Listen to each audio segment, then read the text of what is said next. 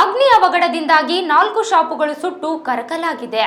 ಕಲಬುರಗಿಯ ರಾಮ ಮಂದಿರ್ ಸರ್ಕಲ್ ಬಳಿ ಈ ಘಟನೆ ಸಂಭವಿಸಿದ್ದು, ಎಲೆಕ್ಟ್ರಿಕಲ್ ಶಾಪ್, ಗಾಣದ ಎಣ್ಣೆ ತಯಾರಿಕೆ ಘಟಕ, ಹಾರ್ಡ್ವೇರ್ ಶಾಪ್ ಮತ್ತು ಒಂದು ಟೀ ಸ್ಟಾಲ್ಗೆ ಬೆಂಕಿ ಆಹುತಿಯಾಗಿವೆ.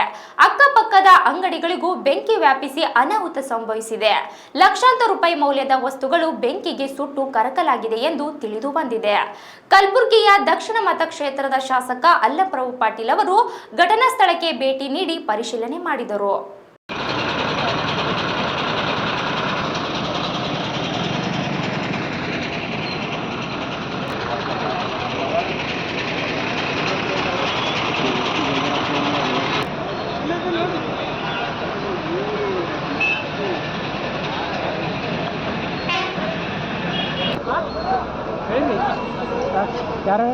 ಇವರು ಯಾರು ಸಂತೋಷ್ ಸಿಕ್ಕಿದ್ರು.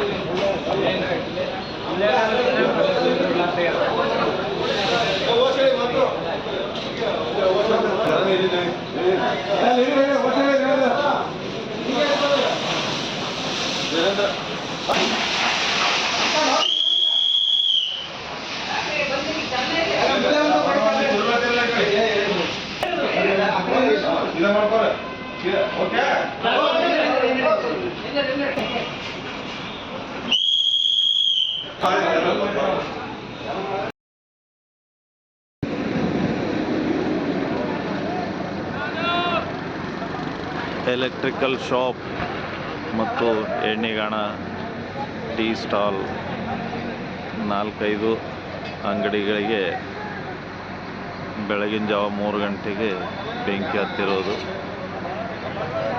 ರಾಮ ಮಂದಿರ್ ಸರ್ಕಲ್ ಸಮೀಪದಲ್ಲಿ ಇರ್ತಕ್ಕಂಥ ಅಂಗಡಿಗಳಿಗೆ.